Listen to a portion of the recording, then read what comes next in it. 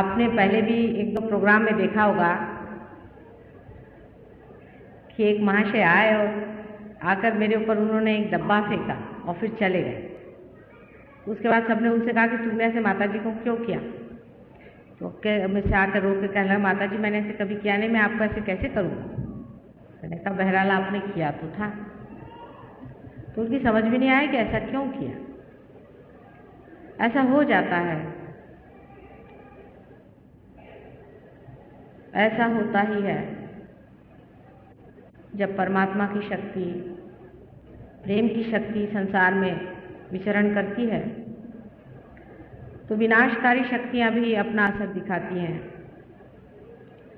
आपने रामचंद्र जी के ज़माने में सुना था कि जब मुनि लोग, तपस्वी लोग यज्ञ वगैरह करते थे तो उसको डिस्टर्ब करने के लिए, अशांत करने के लिए बहुत से लोग, जिन्हें कि हम लोग राक्षस कहते हैं, वो हड्डियां ला करके डालते थे। इसमें उनका क्या लाभ था? इससे उनका कौन सा लाभ होने वाला था? कोई सा भी इसमें उनका लाभ नहीं था।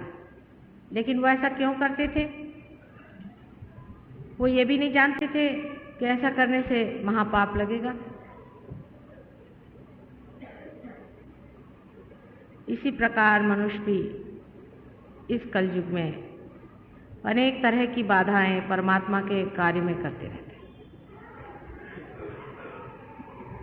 विशेषकर कलयुग की एक बड़ी खूबी है, कृष्ण ने कहा था कि विनाशाय च दुष्कृताम् और परित्राणाय साधुनाम्।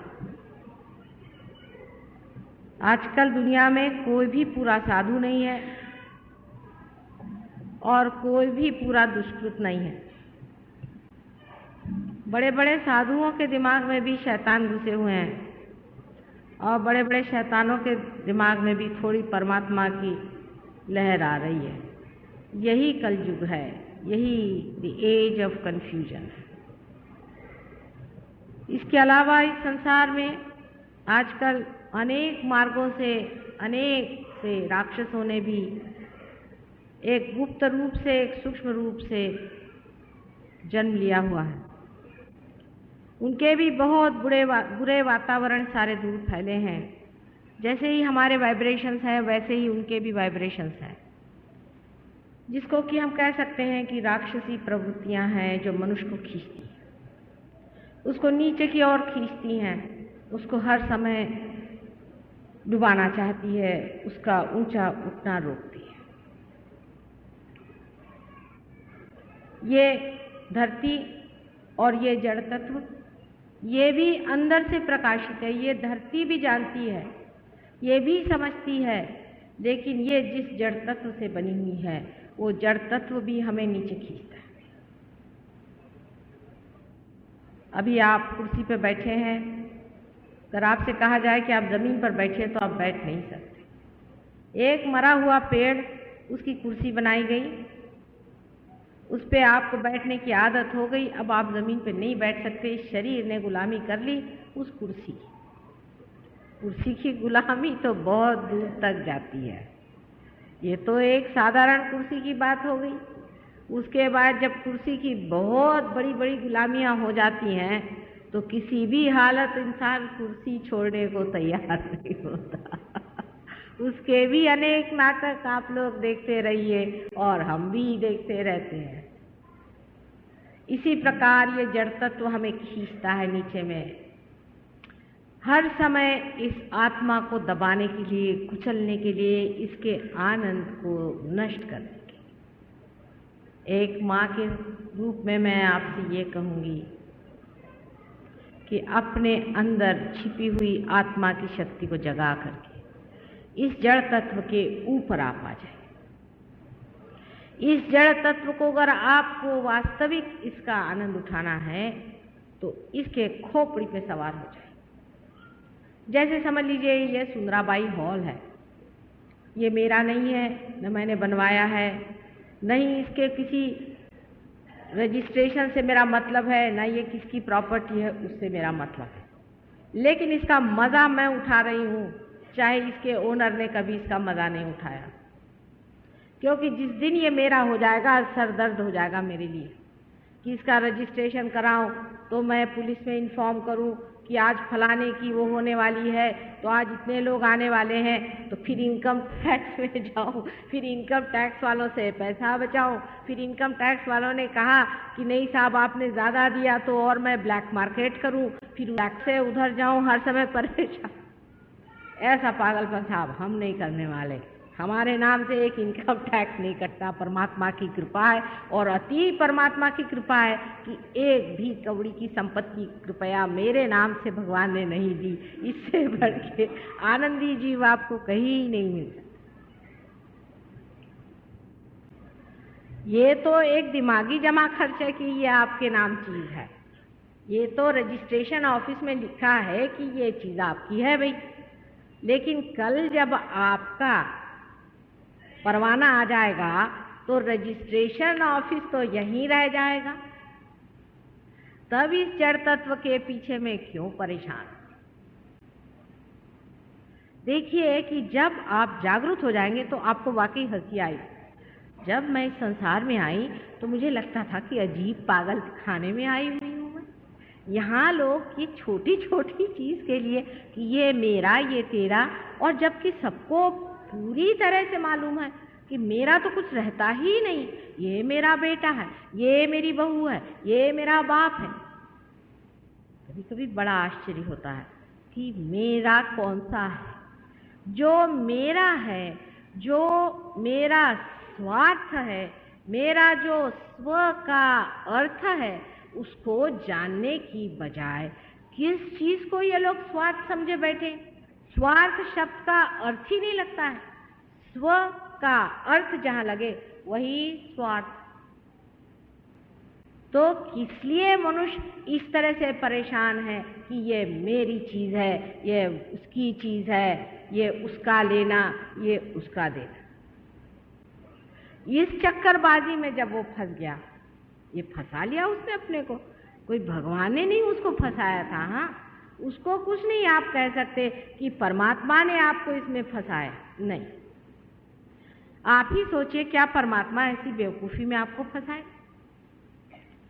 ये जड़ तत्व है, ये आपके ऊपर रूल कर रहा है।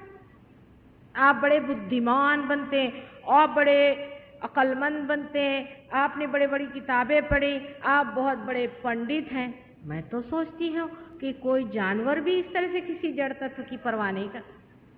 छोटे बच्चों को देखिए, खिलौने खेलते हैं, कभी घरौंदे बनाते हैं, कभी शिवाजी महाराज बनाते हैं, कभी वो बड़े बड़े घर बनाते हैं, फिर एक ठोकर मार के खड़े हो जाते हैं, दूसरा खेल खेलने लग जाते हैं।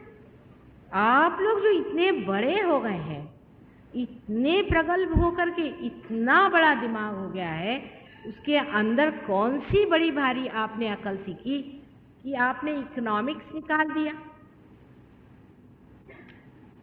इकोनॉमिक्स का ही परम तत्व है कि कोई सी भी चीज सैशिएबल नहीं है। माने आज आपको एक चीज खरीदनी तो आप घर खरीद लीजिए, घर खरीदने के लिए दौड़ दाड़ करके आपने घर खरीद लिया।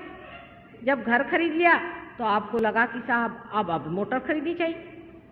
जो घर खरीदने के लिए जो दौड़े थे बहुत जोर से, और जो इतना आपने प्रयत्न किया था, उसका कुछ आनंद भी नहीं उठाया। 5 मिनट बैठ करके आप बैठे भी नहीं, आए भी नहीं, अभी तो घर प्रवेश नहीं हुआ कि आप दौड़े मोटर के पीछे में। मोटर मिली तो मोटर का भी कोई आपने आनंद नहीं उठाया, आप भागे तीसरी चीज के पीछे। इसे क्या कहना चाहिए बताइए आप?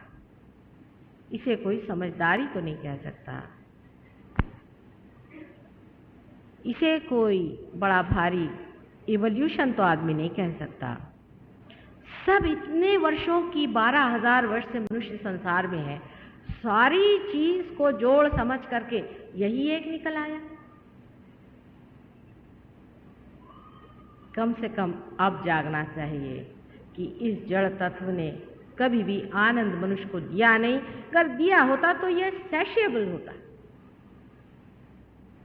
तृप्ति जब हुई नहीं तो उस चीज़ के पीछे दौड़ना का है। अच्छा, एक ही नहीं, आप देखते हैं कि अपने पिताजी भी ऐसे थे, उनके भी पिताजी ऐसे थे, उनके भी पिताजी ऐसे हैं, खानदान के खानदान चले आ रहे, तो भी फिर वही। कब मस्ती चढ़ेगी, कब रंग आएगा, कब मजा आएगा। तो बैठते ही नहीं आप, तो 1 मिनट बैठिए, तो आए हैं 2 मिनट आराम से बैठिए, जरा सोचिए अपने बारे में। कहाँ आनंद को खोज रहे हैं हम लोग, किस जगह दौड़ रहे हैं, कहाँ पर खोज रहे हैं? यहीं, इसी जगह, इसी क्षण, यही उसमें सिर्फ समाने की बात है। इस जड़ तत्व से अभिभूत होने की कौन सी ऐसी बड़ी भारी बात है? एक एक पागलों के मैं आपको अगर वर्णन दूं तो आप लोग हंसते हंसते लोटपोट हो जाएगा, हालांकि आप भी उनमें से कभी रहे हो। हम तो एक एक का अनुभव करते हैं तो आश्चर्य। एक साहब कहने लगे कि साहब मुझे तो जरूरी है कि आज ही लंदन पहुंच। मैंने कहा भाई ऐसी कौन सी आफत आ गई, अगर आज नहीं गए तो कल चले जाना। कौन सी ऐसी आफत आ गई, कौन सी आपकी नैया डूब रही है? नहीं साहब आज तो मैं कुछ नहीं कर सकता, आज तो मुझे पहुंचना ही। मैंने कहा क्यों भाई, क्या बात? बात यह है कि कल मुझे एक बॉलरूम डांसिंग वहां पे हो रहा है, क्वीन के सामने, वहां डांस करना। अरे भाई वो क्वीन क्या जाने कि हजारों डांस कर रहे हैं, उनमें से तुम कौन सी बला हो? उसके लिए काहे मरे जा रहे हो? क्यों इतना इतना आतंक मचा रखा है? समय के लिए भी मनुष्य इस कदर परेशान है। समय बचाना चाहिए, समय, घड़ी हर समय बांधे रहते। मेरे भी हाथ में घड़ी बंध गई, हालांकि मैं उसकी जरा भी परवाह नहीं करती, हमेशा आगा पीछा चलती रहती, पर आपकी खुशी के लिए घड़ी बांध ली मैंने।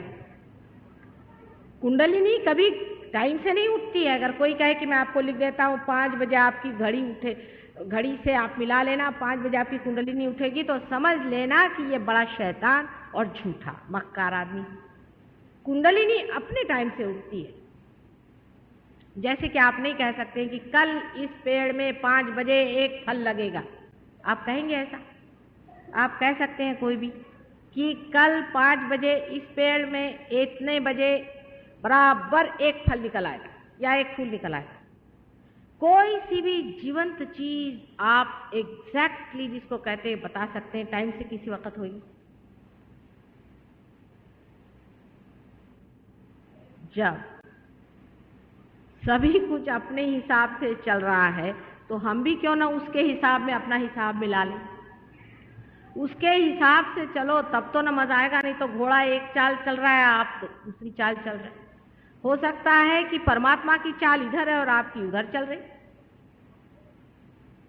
ये सब चीजें आपको खींचती हैं और आपके कुंडलिनी को भी खींचती हैं। तो पहला तत्व हमारा जो है, जिसे हम गणेश तत्व कहते हैं, ये जड़ तत्व है। गणेश तत्व का मतलब है साक्षात ब्रह्म तत्व, लेकिन ये जड़ तत्व में पाया जाता है। कार्बन के जैसे 4 हाथ होते हैं, उसी तरह श्री गणेश के 4 हाथ हैं, और कार्बन जो है वो इन केमिकल्स का गणेश। कार्बन के आए बगैर कोई सी भी चीज जीव की उसमें आ नहीं सकती। माने जितने भी चीजों में जीव आया हो उसमें कार्बन का होना जरूरी होता है, और इसीलिए कार्बन ही सारे केमिकल्स में गणेश तत्व की तरह से बराबर बीचों में टेट्रावेलेंट 4 वैलेंसी वाला होता है। अब अगर मैं किसी केमिस्ट्री वाले से यह कहूं कि कार्बन जो है ये गणेश तत्व से संपादित है, माने पूर्णतः संतोष में है, वो चाहे तो 4 को ले ले, 4 को दे दे, क्योंकि 8 ही हो सकते हैं इसलिए। तो लोग कहेंगे कि माता जी कहाँ की बात कहाँ करें, क्योंकि आपने इसे देखा नहीं है, आपने इसे जाना नहीं है, आपने इसे सुना नहीं है, इसलिए आप ये सोच रहे हैं कि कार्बन का और गणेश जी का क्या संबंध हो सकता है। गणेश तत्व मैंने कल कहा था कि अबोधिता का तत्व है, जो मूलाधार चक्र जो सबसे नीचे में स्थित है उससे संबंधित है, और मूलाधार चक्र उसे कहते हैं जो कि बिल्कुल ही सारे ही सृष्टि का आधार, वो गणेश तत्व। अब देखिए गणेश जी, बहुत से अंग्रेज तो हंसते हैं गणेश जी की, ये क्या सूंड निकाली हुई है। इधर भी लोग गणेश जी की पूजा वूजा करते हैं, पर उनको पता नहीं कि गणेश जी चीज क्या है। गणेश जी अबोधिता का, इनोसेंस का, पवित्रता का एक बड़ा भारी प्रतीक है। और परमात्मा ने सारी सृष्टि बनाने से पहले, या आपका ही आदि शक्ति ने सारी सृष्टि की रचना करने से पहले श्री गणेश की रचना की। इस संसार को पूरी तरह से पवित्रता से भरा, और वही ब्रह्म तत्व है जो सारी चीज में व्यापित है। धीरे धीरे वो ब्रह्म तत्व की बाहरी हिस्से में पृथ्वी तत्व की आदि जड़ताओं से घिसता पिटता, जैसे कि कोई आकाश को बादल घिर लेते हैं, उस तरह से वो ब्रह्म तत्व हर एक में पूरी तरह से लिपटता हुआ, छिपता हुआ अंदर हो जाता है। ये श्री गणेश का तत्व हमारे अंदर भी है, सबके अंदर है। और सबसे पहले, क्योंकि इस तत्व को बनाया था, इसीलिए पहले हम लोग श्री गणेश की वंदना करते हैं। श्री गणेश को माना जाता है कि उनके तक ब्रह्मा, विष्णु और महेश तक नहीं पहुंच सकते। सबसे ऊंचे तत्व जो हैं श्री गणेश को माने जाते हैं, कारण जो भोला भाला सीधा साधा आदमी होता है, उस तक कोई सा भी गुरु घंटाल नहीं पहुंच सकता।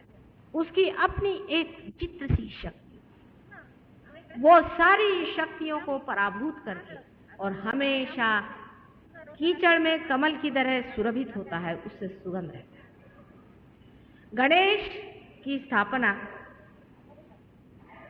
वैसी है जैसे कि कीचड़ में कमल हो।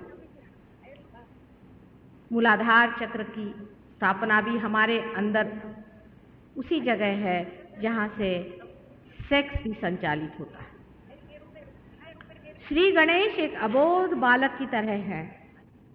इसका मतलब यह है कि जब आप देवी के दरबार में आए और जब आप शक्ति को अपने अंदर आवाहन करें, जब आप कुंडलिनी की जागरूक करें जो आपकी माँ बैठी हुई है, उस वक्त आपका लक्ष्य, आपका विचार सेक्स से रहित होना चाहिए।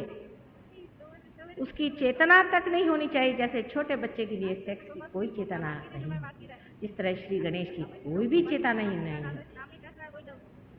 अभी एक साहब मेरे पास आए तो मुझसे कहने लगे कि भाई मैं आपको माँ कैसे कहूँ, मैं आपको बहन कहता हूँ। मैंने कहा क्यों साहब? मेरा सबसे बड़ा बेटा 98 साल का है, आप क्या उससे भी बड़े हैं क्या? वो देखने लगे। जिसके अंदर श्री गणेश का तत्व आ गया सो ही मेरा बेटा है। ध्यान धारणा के वक्त, देवी की शक्ति जगाते वक्त मनुष्य को अबोध बालक के जैसे होना चाहिए। और ईसा मसीह ने कहा है कि आपको छोटे बच्चों जैसे अबोध होना चाहिए, तभी आप परमात्मा के साम्राज्य माने सहस्त्रार में आप आ सकते हैं। हालांकि वही गणेश जी हैं और वही गणेश जी का तत्व लेकर इस संसार में, माने ब्रह्म तत्व से बने हुए संसार में आए। इसीलिए मूलाधार में तो गणेश स्थित है, लेकिन उनका पीठ यहाँ पर है। जैसे कि दिल्ली में प्राइम मिनिस्टर का पीठ है, चाहे वो दुनिया में घूमे, इसी तरह से उनका पीठ यहाँ पर है और यहाँ पर ईसा मसीह का है। जैसे कि एक ही कॉइन के दो हिस्से होते हैं, उसी तरह से श्री गणेश और क्राइस्ट। अब इंसान की अकल इतनी गंदी है और इतने महामूर्ख लोग हैं, खासकर वेस्ट में, जहाँ की आप सोचते हैं कि एक से एक अकलमंद लोग रहते हैं और हमको उनसे बहुत कुछ सीखने का है। आपको सुन के आश्चर्य होगा और विश्वास नहीं होगा कि अब वो लोग इस तरह की एक पिक्चर बना रहे हैं जिसमें वो दिखाना चाहते हैं कि ईसा मसीह का बहुत बुरा संबंध अपनी माँ के साथ रहा। इन लोगों से, इन गधों से क्या सीखने का है हमको? इन्होंने इनकी माँ ही नहीं देखी, ये क्या जानेंगे ईसा मसीह की माँ को? हमारे देश के लोग इस चीज को समझ नहीं सकते। इसीलिए ये पुण्य भूमि है, ये योग भूमि है, ये बहुत बड़ी महान यज्ञ भूमि है। ऐसे गधे यहाँ पनप ही नहीं सकते। इस तरह के गधे लोग मैंने यहाँ कोई नहीं देखे। कोई होंगे एक आध कहीं पर ऐसे घूम रहे होंगे, आपने देखे हो तो बताइए। जो इस तरह की क्या बात कहें, इस तरह की बात उन देशों में होता है और उन देशों से सीखने की कोई भी जरूरत नहीं। अब जो लोग कहते हैं कि कुंडलिनी सेक्स से उठती, वो उसी तरह के पापी और अत्यंत दुष्ट महाराक्षस लोग हैं और ऐसे लोगों को ठोकरों से उड़ाना चाहिए, हालांकि वो अपनी गति नरक में बना रहे हैं। जो भी लोग इस तरह की बातें करते हैं उनको पता होना चाहिए कि अपनी पवित्र माँ का, अपनी कुंडलिनी का अपमान करने का बहुत बड़ा धारिष्ट वो कर रहे हैं और इसकी सजा ही कोई नहीं, इस कदर इसकी सजा है कि मनुष्य एकदम पाताल लोक हमेशा के ही लिए भस्म हो करके रह जाए। अपने इस बंबई शहर में ही ऐसे बहुत से हैं जो गले में माला लटका के घूम रहे हैं और इस बात की गवाही दे रहे हैं। हमें शर्म आना चाहिए। और इस तरह की गंदी बातें जो आदमी करता है उसके यहाँ हजारों के तादाद में लोग जाते हैं। हमें शर्म आना चाहिए कि हम इस बंबई में रह रहे हैं। रोज समुद्र स्नान करने से भी इसका पाप नहीं जा सकता। ऐसी गंदी बातें सुनने के लिए हमें अपने कान बंद कर दें। इतनी अपवित्रता हो गई, लोग पूछते हैं कि माँ कितनी खराबी आई है, ये दुर्दशा आ रही, तो क्या आपके गले में हार पहनाए जाएं?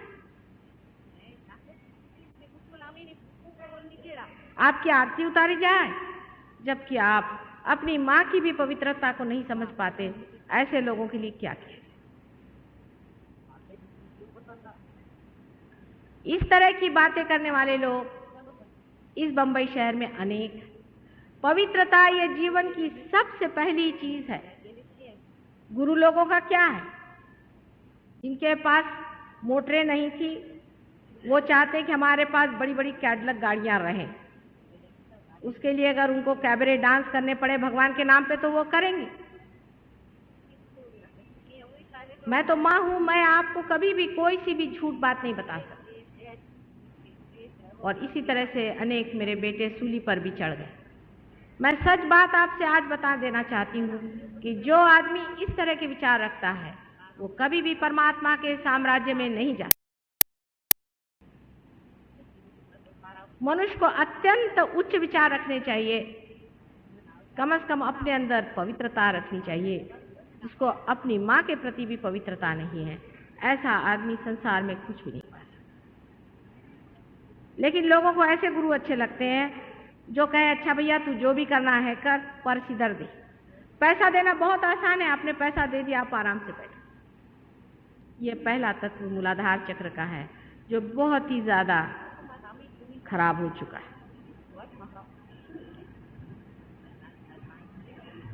दूसरा तत्व जो है इसे हम स्वाधिष्ठान चक्र कहते हैं।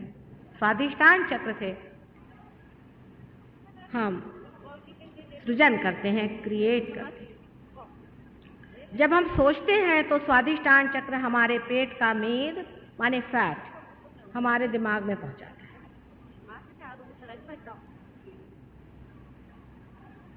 इस स्वाधिष्ठान चक्र के कार्य से हम लोग सोचते हैं, विचार करते हैं और उसकी शक्ति फिर से भरती जाती है। फिर से हमारे अंदर सेल्स आते जाते हैं और हम उसको इस्तेमाल करते जाते हैं, उसका उपयोग करते हैं। डॉक्टर लोग इसमें विश्वास नहीं करें, लेकिन मैं उनको उदाहरण के तौर से बता सकती हूँ कि डायबिटीज की बीमारी, किडनी की बीमारी, डायबिटीज की बीमारी, किडनी की बीमारी, लिवर की बीमारी, ये सब इसी कारण होती है कि हम बहुत ज़्यादा प्लानिंग करते हैं, बहुत ज़्यादा विचार करते हैं, क्योंकि एक ही चक्र इन सबको देखता है। इसे हम इम्बैलेंस कह सकते हैं। इसे हम कह सकते हैं कि मनुष्य में इम्बैलेंस आ गया।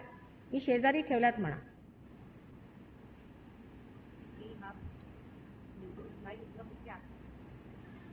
इसी से हम कह सकते हैं कि मनुष्य के अंदर इम्बैलेंस आ गया, क्योंकि जिस एक चक्र से दो काम करने हैं, अगर वो एक ही काम करता रहे तो बीमारी हो जाती है। अब सहयोग में हमने जॉन्डिस और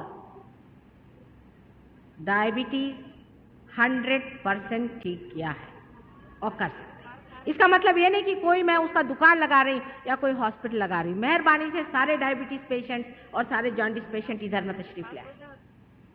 मेरा मतलब ये है कि आप भी इसे कर सकते हैं और इसके बहुत ही आसान तरीके हैं, बहुत ही आसान तरीके हैं। अगर आप स्वाधिष्ठान चक्र पे ब्रह्मदेव और सरस्वती को जागरूक कर सके तो वैसे ही काम हो जाए। और एक ही बार ब्रह्मदेव ने इस संसार में एक ही बार जन्म लिया, एक ही बार।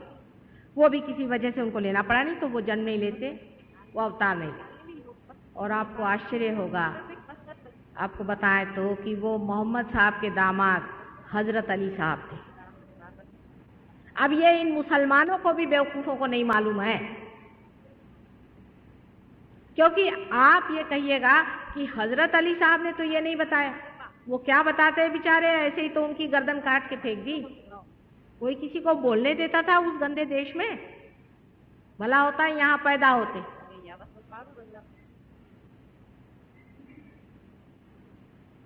हजरत अली साहब, उनका नाम लेने से भी आपका डायबिटीज ठीक हो सकता है।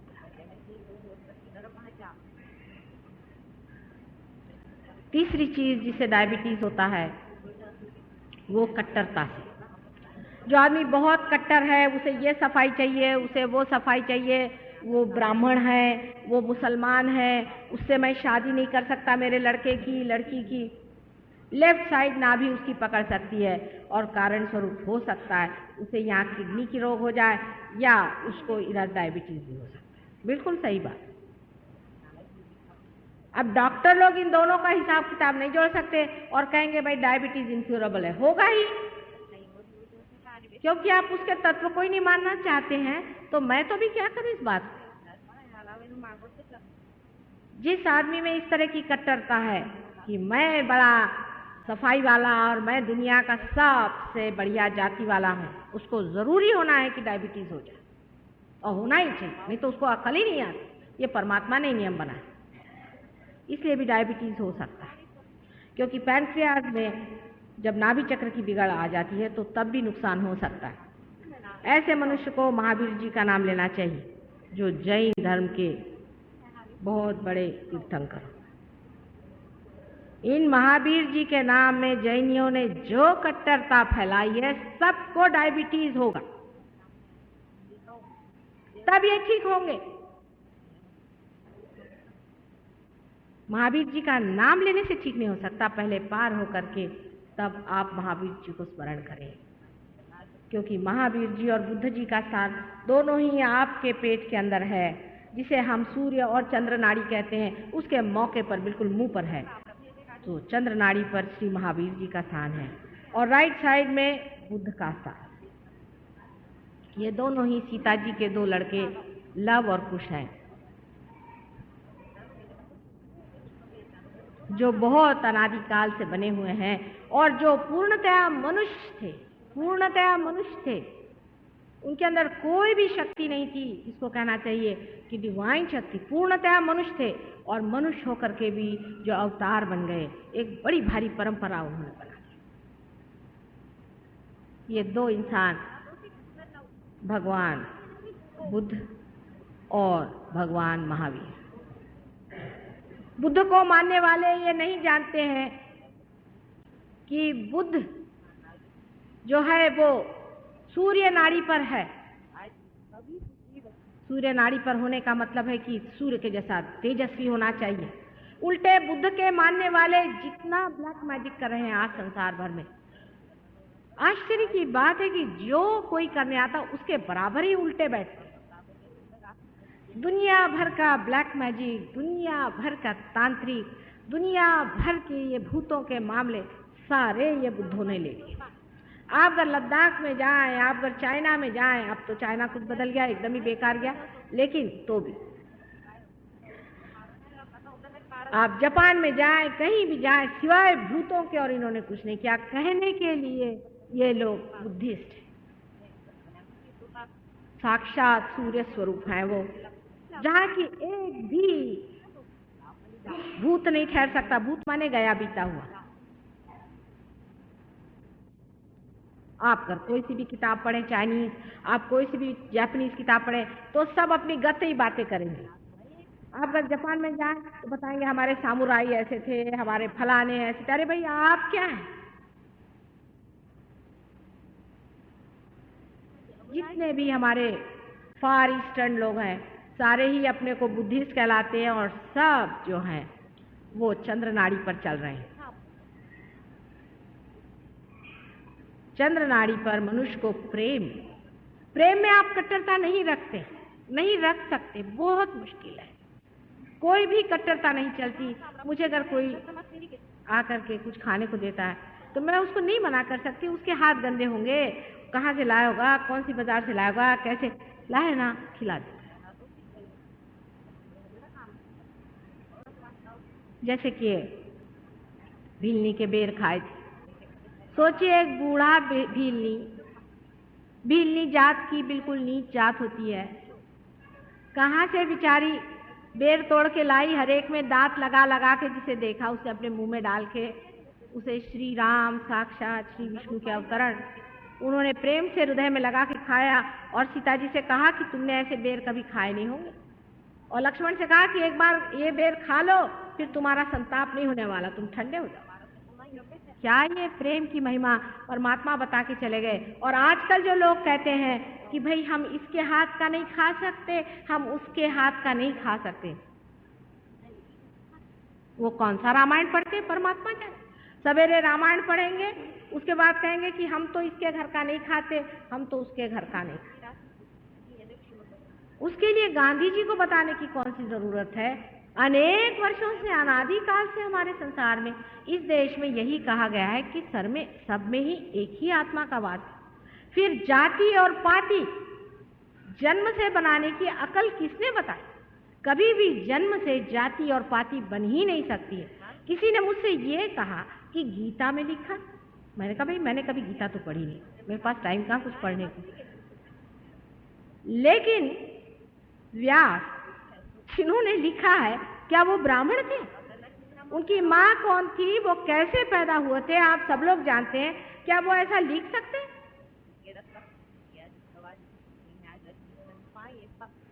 ऐसा अगर वो लिखते हैं तो वो स्वयं ही जब ब्राह्मण नहीं थे तो वो ऐसा कैसा लिखे? ये भी आपके दोनों चक्रों की पकड़ है।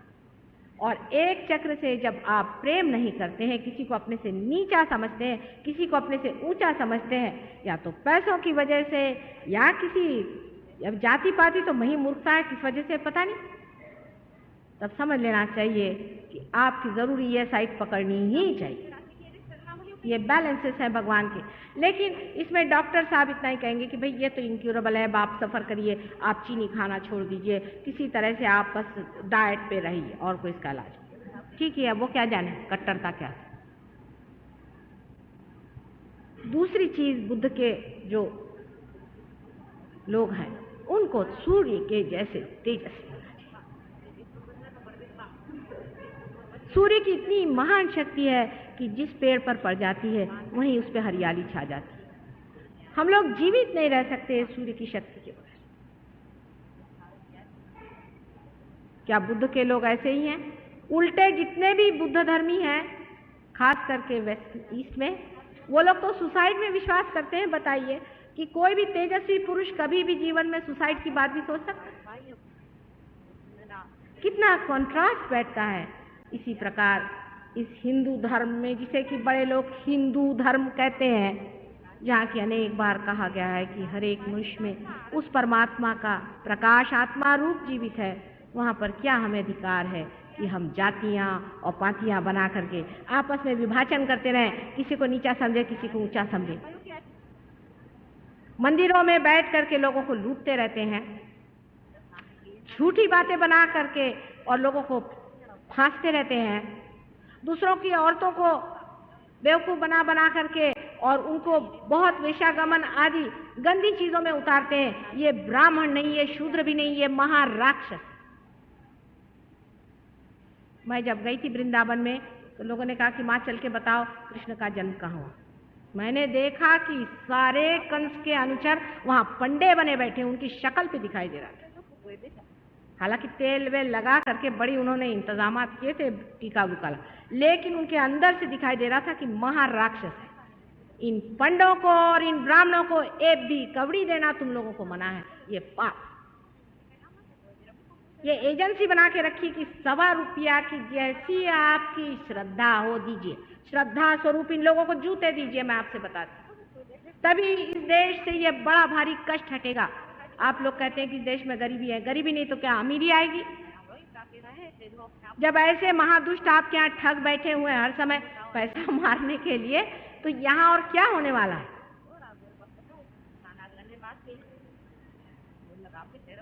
ये जाति बाती आदि बना करके हम लोगों ने अपना सर्वनाश कर दिया और सारे संसार के सामने हम लोगों का मुंह काला।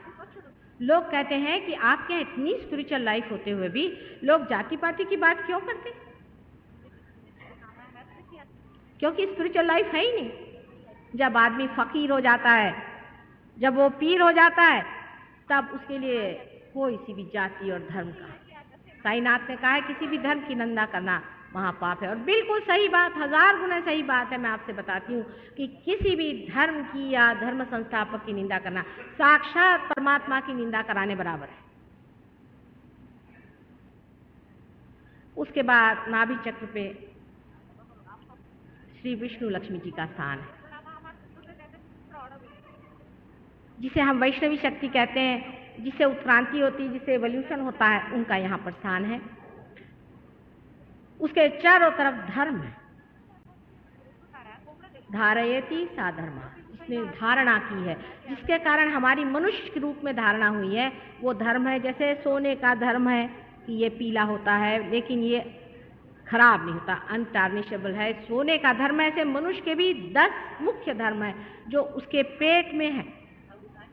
लोग मुझसे कहते हैं कि माँ आप शराब को क्यों मना करती हैं? मैं शराब तो छोड़िए, मैं अगर एक बूंद भी पीला तो इतना इतना खून मेरे पेट से निकल आएगा। मैं थोड़ी कुछ कहती, मेरा पेट ऐसा। मैं अगर किसी नग्न स्त्री को कहीं देख लूँ और उनका नृत्य देख लूँ तो मेरे पेट में से ऐसी दर्द शुरू हो जाएगी और उल्टियों के मारे हालत खराब। किसी भी अधर्म का मतलब है आपके पेट में ही गड़बड़ है। ये 10 धर्म आपके पेट के अंदर हैं और ये 10 गुरु बन के हमारे संसार में अवतरित हुए। इन 10 गुरुओं में से शुरुआत से आप अगर देखें तो आदि गुरु जो जैनियों के हैं, आदिनाथ जी ने कहते हैं, हाँ हालांकि जैन लोगों ने भी उनका अच्छा ठिकाना कर रखा।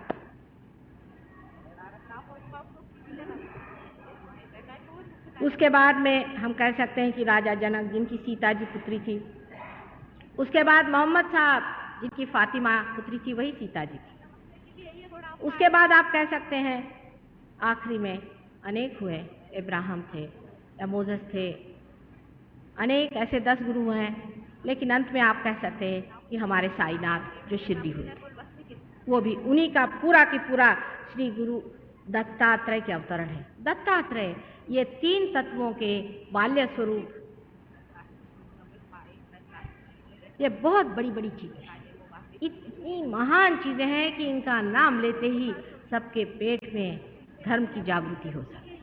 धर्म अंदर में जागृत होता है जब, तब मनुष्य कोई सा भी अधर्म का काम नहीं कर सकता। बारीक बारीक बारीक बारीक चीजों में पेट उल्टी कर देगा, क्या तो इंसान को कभी कभी डायरिया भी लग जाता है।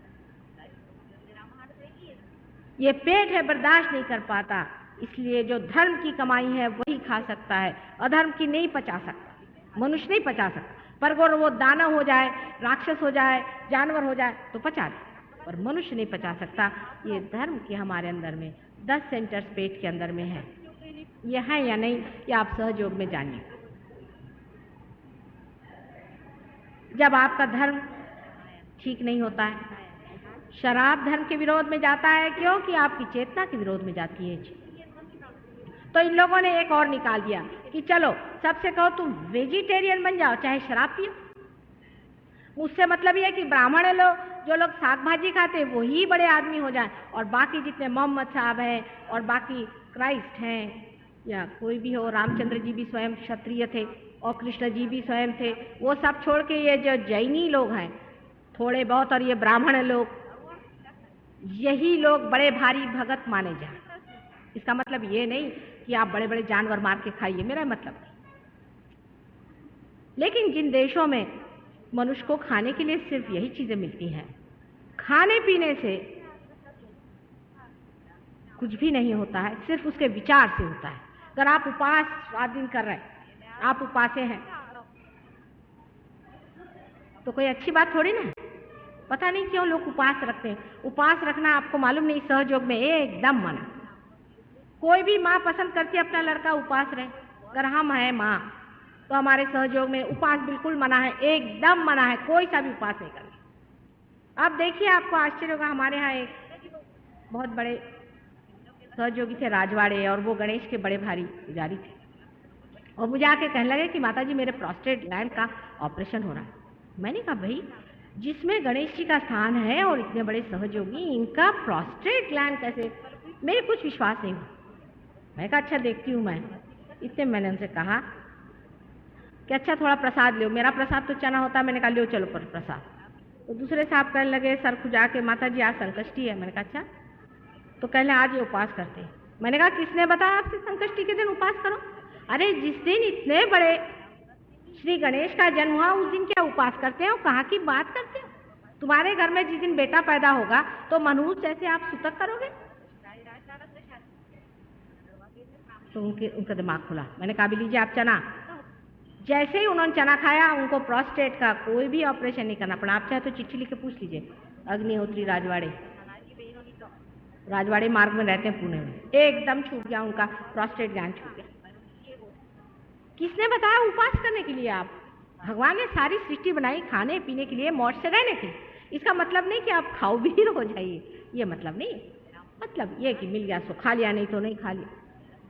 अपने राम तो ऐसे है कि 10-10 दिन में नहीं खाने को मिले तो कुछ चिंता नहीं रहती, और मिली तो खा भी ली, किसी ने दे दिया तो खा लिया, नहीं तो बैठे हो आराम से। अपने चित्त में ही ये बात नहीं आनी चाहिए खाने पीने। या तो खाएंगे तो इतना खाएंगे कि भगवान ने बचा रखी, और नहीं खाएंगे तो उपास ही मरेंगे। अरे भाई, कोई बीच का भी रास्ता होता है या नहीं? जिसको जो कुछ खाना है आराम से खाओ। रात दिन हमारे औरतों ने एक और भी चक्कर चलाया हुआ है। हिंदुस्तानी औरत की विशेषता आप समझ लें। मैं जरा इनकी पोल पट्टी बता रही हूँ कि फार सुंदर स्वयंपाक करे, आदमी को बढ़िया खाना खिला खिला के उसकी आदत इतनी खराब कर देनी कि वो दरवाजे से बाहर नहीं जा सकता। वो कहीं बाहर खाने को जाएगा ही नहीं। पहले तो माँ, फिर बीवी, फिर बहन।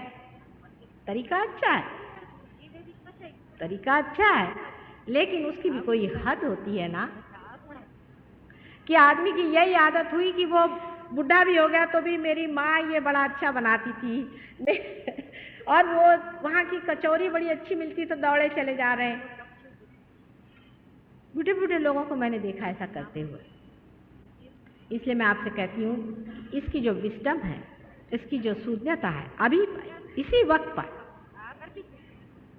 खाना पीना मौज बनाना है, सिर्फ आराम से रहो। उसमें कौन सी इतनी बड़ी आफत करने की जरूरत है?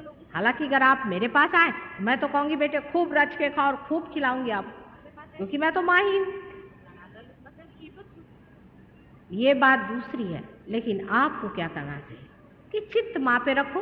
खाना खा रहे, चित्त तो माँ पे ही रखना होगा ना, क्योंकि आप आए हैं माँ के पास ब्रह्म विद्या लेने के लिए, न कि खाने के लिए। वो तो माया चला रही है अपनी, समझ लेना चाहिए। जब वो बहुत बहुत खिला रही तो देख रही कि आपका चित्त कहाँ जा रहा है। चित्त ठिकाने पे रहे, सब काम बन जाते। लक्ष्मी नारायण का जो बीच में का हमारा बहुत ही महत्वपूर्ण, हमारे देश में सब लोग लक्ष्मी नारायण जी की बड़ी ही पूजा करते हैं, लेकिन वो नहीं जानते कि लक्ष्मीपति होना और पैसे वाला होना, इसमें बड़ा ही अंतर है, महदंतर होता है। लक्ष्मीपति स्त्री स्वरूप जैसे माँ होती है वैसा होना चाहिए, अत्यंत प्रेममय होना चाहिए और कमल के गुलाबी फूल जैसा उसका मकान अत्यंत सुंदर और कोजी होना चाहिए और बहुत नरम उसकी तबीयत होनी चाहिए। नहीं तो साहब आप किसी रईस के घर जाइए तो उनसे पहले तो उनके कुत्ते ही भौंकते हैं, फिर आप जरा दूर हटिए तो देखते हैं दरबान भौंकते हैं, फिर उधर से वो आके पूछते हैं कि तुम कौन हो जी। समझ गए समझ गए समझ गए, ये पैसे वाले नहीं, इनको कहना चाहिए ये पैसों के दलाल हैं, लेकिन ये लक्ष्मीपति नहीं। लक्ष्मीपति का अपना एक सौंदर्य होता है, एक बादशाहत होती है। जो रियली लक्ष्मीपति जिसको कहना चाहिए होता है, उसको कोई भी चीज़ की दरकार नहीं। आप कहिए तो यहाँ सो जाएंगे, कहिए तो ज़मीन पे सो जाएंगे और कहिए तो पलंगों पे सोएंगे, जहाँ तबीयत होगी वहाँ सोएंगे। जैसे साईनाथ, पत्थरों पे रहना, पत्थरों में उठना, जहाँ चाहे वहाँ सो लिया। ये कौन चीज़ होती जो हमारे सर पे चढ़ने वाली? ये इसको कहते हैं कि बादशाहत, बादशाह होता है दुनिया में। आप उसके लिए कुछ भी कर दीजिए, वो कहता है हाँ होंगे, अपने बैठे रहिए। बड़े बड़े राजे महाराजे उसके पास में आएंगे, कहने लगे हाँ हाँ मालूम है। कोई गरीब आ जाए प्रेम से उसको हृदय से लगा लेगा। ऐसे बादशाह होने की ज़रूरत है। अगर आप लक्ष्मी नारायण की सेवा में लगे हुए हैं तो बादशाह होइए।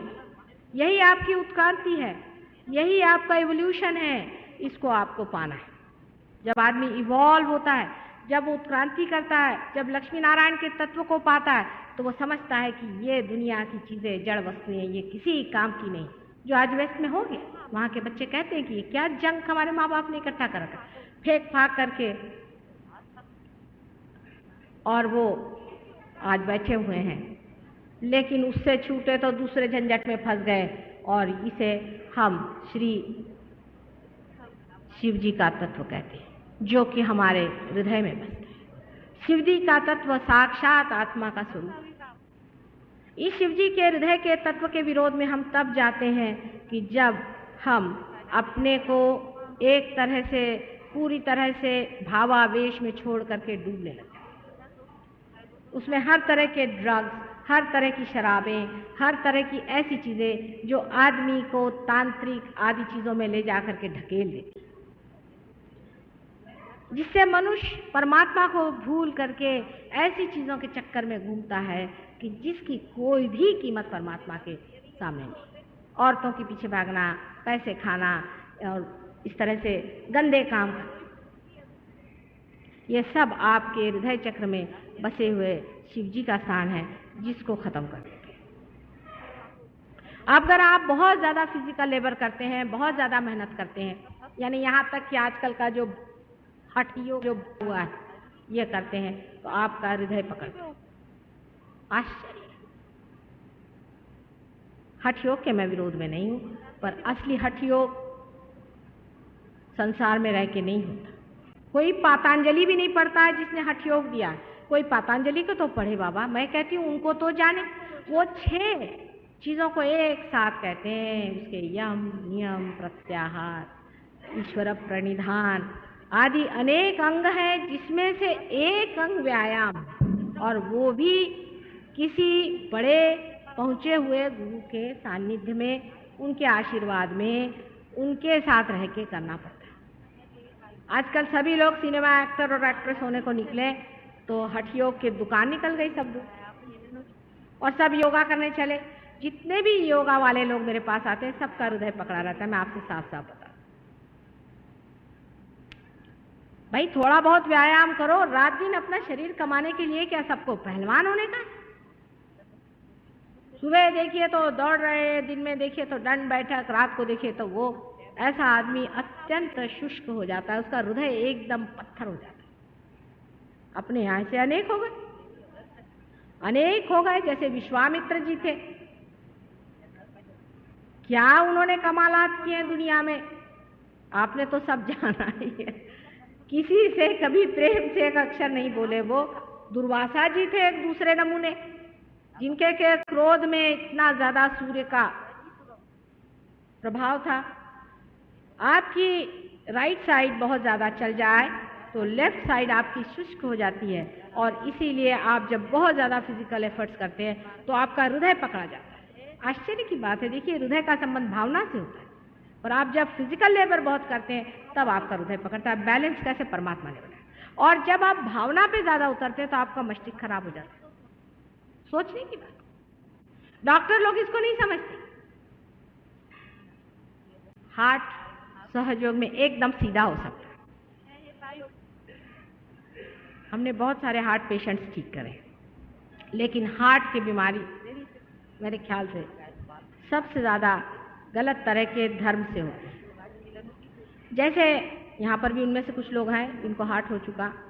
कोई गुरु लोग होते हैं, वो आपको किसी चीज़ का नाम दे देते हैं। कोई का राम का नाम दे दिया, किसी का भी, उसको आपने रटना शुरू कर दिया तो बहुत फिजिकल एनर्जी लगाई, या आप सर के बल खड़े हुए और आपकी अतड़ियाँ आपने बाहर निकाल ली और हालत खराब कर ली, तो देखा जाता है कि ऐसे लोगों का हृदय पकड़ता है। अगर किसी ने आपको नाम दिया है तो पहले आप जाकर उस नाम को चूल्हे में डालिए और उस गुरु को 10 जूते लगाइए, तब कहीं जाके आपका हार्ट ठीक होगा, क्योंकि बिल्कुल शर्तिया आपको हार्ट अटैक आए। जिसको किसी ने कंठ का नाम दिया है, श्री कृष्ण का नाम, हरे रामा हरे कृष्णा करते फिरते हैं ना रास्ते में, आपने देखेंगे पागल बोधी लगा घूमते हैं, उसका विशुद्धि चक्र पकड़ता है, लेकिन उसका हार्ट भी पकड़ता है, दोनों चीज पकड़ जाती है। और इन लोगों की जीवन बहुत ज्यादा नहीं चल सकता, थोड़े दिन में खत्म हो जाएगा। लोग कहें कोई है भगवान के नाम पे मर जाए, अरे भाई कोई मरता ही नहीं है तो बात खास है, फिर से जिंदा होंगे, फिर से वही पागलपन। उससे अच्छा ये है कि जब जिंदा है तभी कोई अक्ल की बात क्यों नहीं करते। अब इस हृदय में राइट हैंड साइड में श्री रामचंद्र जी का स्थान है। श्री रामचंद्र जी का मतलब होता है वे मर्यादा पुरुषोत्तम थे और संकोच। मर्यादाओं में रहना मनुष्य के लिए बहुत जरूरी है। हर एक चीज की मर्यादाएं बनी हुई। आपके पति हैं, आपकी पत्नी है, आपके पिता हैं, आपका देश है, आपके विश्व है, सबके मामले में मनुष्य की मर्यादा है। देखो बेछूट होकर के कोई आदमी अगर बकबकाता है और अपमान करता है तो वो मर्यादा विहीन है। जो मनुष्य मर्यादा विहीन हो जाता है उसका राइट साइड हार्ट पकड़ता है। और भी अब मैं बताऊंगी बात जिससे कि राइट साइड हार्ट पकड़ता है बहुतों का, जिनके कि पिता बीमार हो, जिन्होंने अपने पिता के साथ दुर्व्यवहार किया हो, जो स्वयं बुरे तरह के पिता हो, जो अपने बच्चों को बुरी तरह से सताते हो, क्योंकि पिता का स्थान है।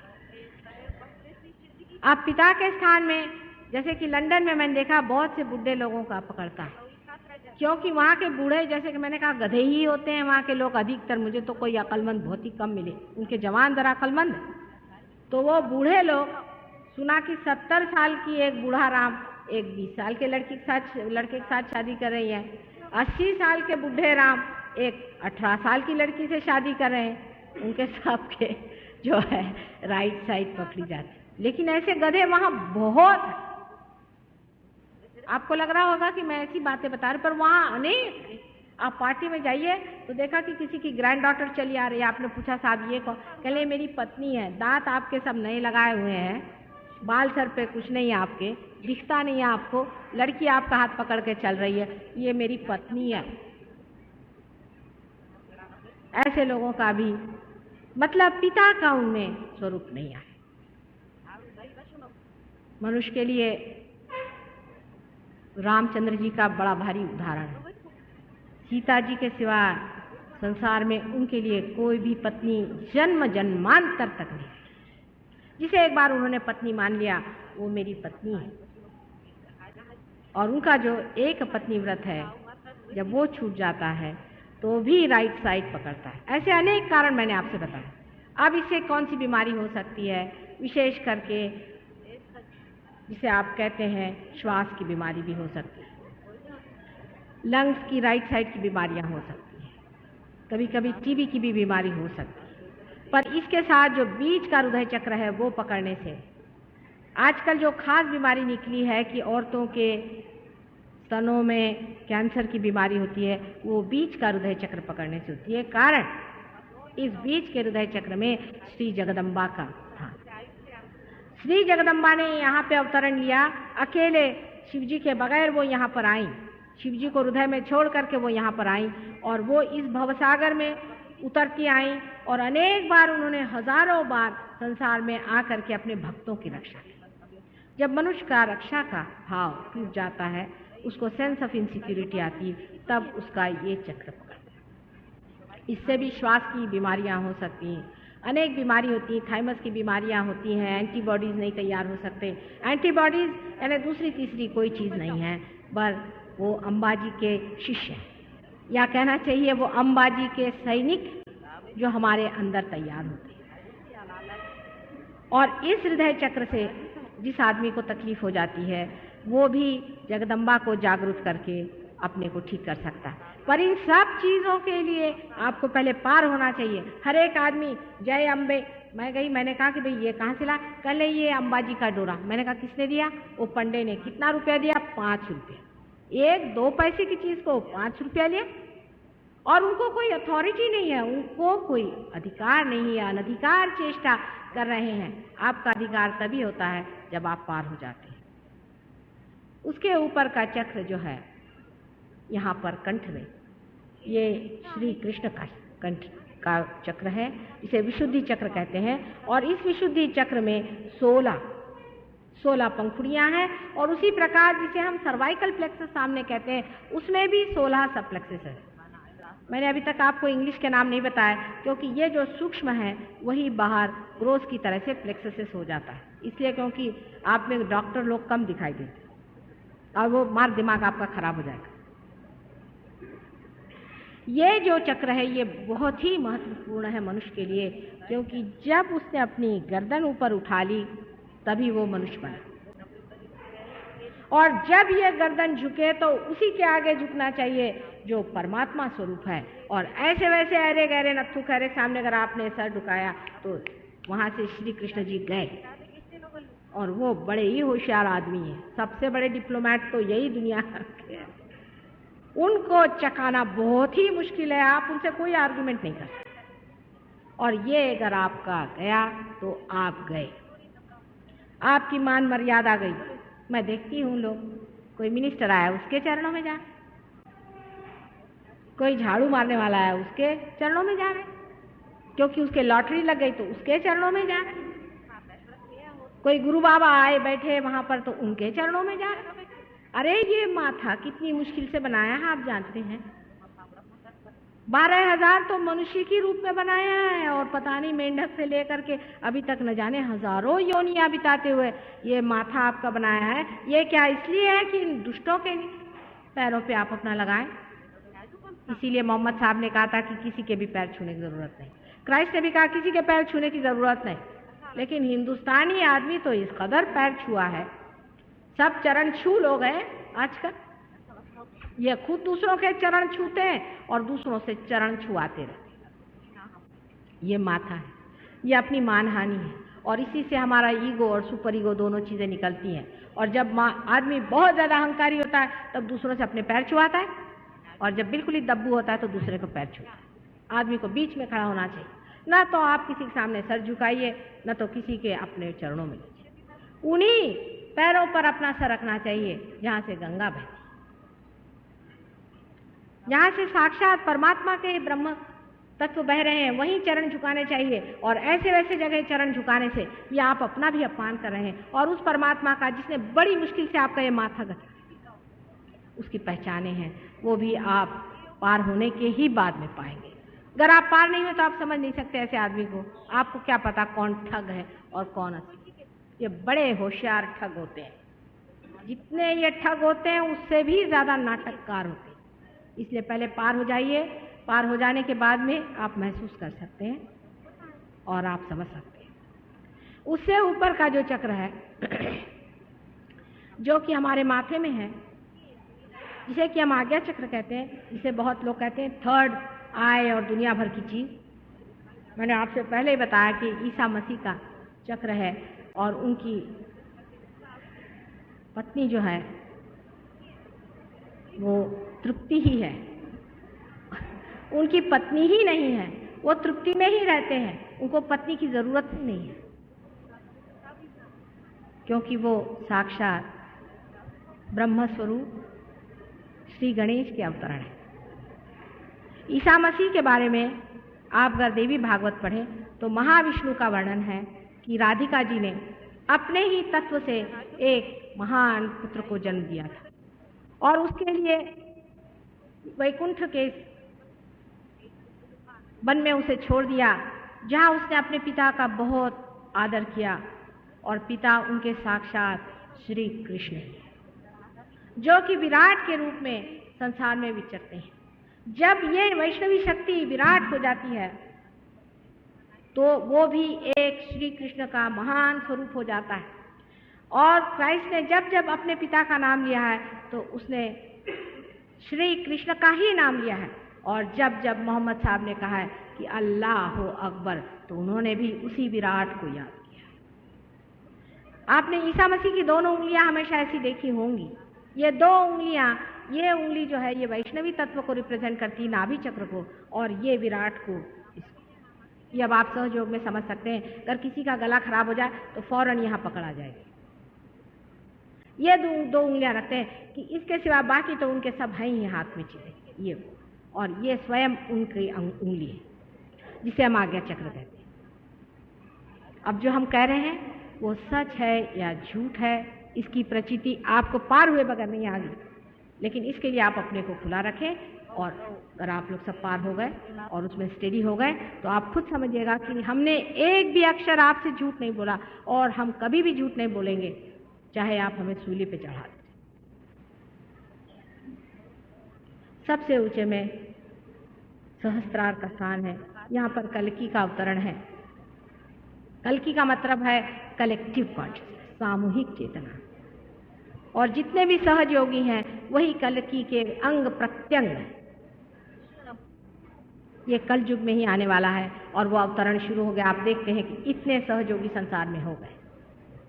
यही आदि शक्ति का भी स्थान है और यहीं पे ब्रह्म का भेद होता है। यहीं पे जो आखिरी द्वार है जिसे कि ब्रह्म रंध्र कहता है वो खुल जाता है और ब्रह्म की जो विश्वव्यापी शक्ति है उसमें मनुष्य उतर जाता है। इसी को लोग बैप्टिज्म कहते हैं।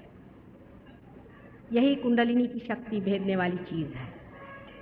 और 7 ही चक्रों का अपने इसी सहस्त्रार में ही स्थान है और इसीलिए कल युग में ही ये सारी 7 शक्तियां एक साथ इंटीग्रेट होकर के कार्य करती है और इसीलिए आपको वाइब्रेशंस मिलते हैं। यही परमात्मा का साम्राज्य है जिसे कि किंगडम ऑफ गॉड कहते हैं, क्योंकि आज वो संसार में उतर आया है, इसीलिए आपको चारों तरफ वाइब्रेशंस लगते हैं।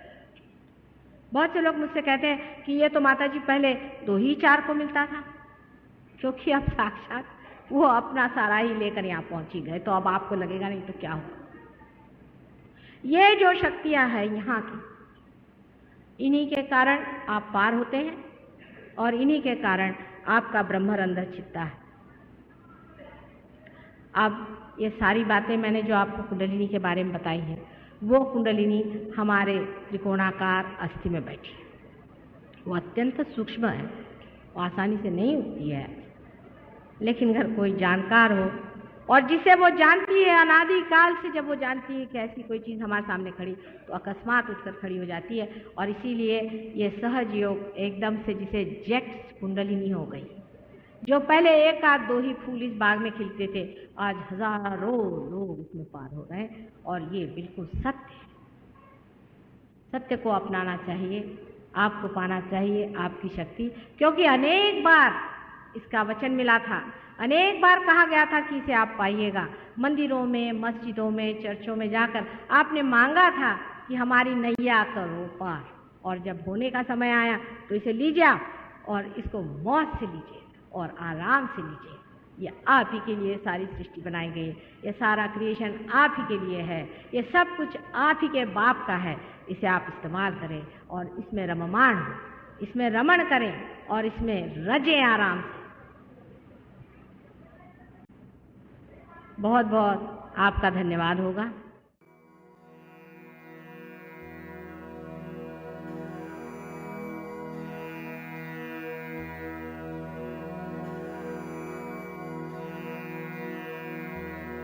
Mm-hmm.